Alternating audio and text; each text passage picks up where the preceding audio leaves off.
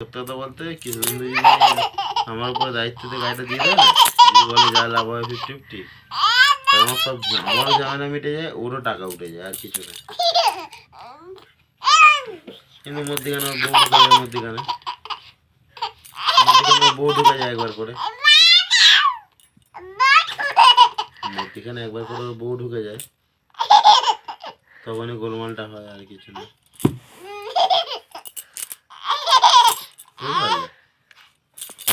ভালোই চলছিল পুজো থেকে, ভালোই চলছিল বলো, ভালোই তো কদিন ধরে চলছিল। হুম, হ্যালো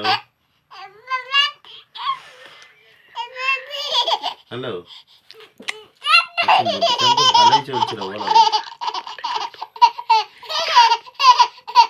ঠিক আছে ঠিক আছে, চলো রাখছি। কোনটা?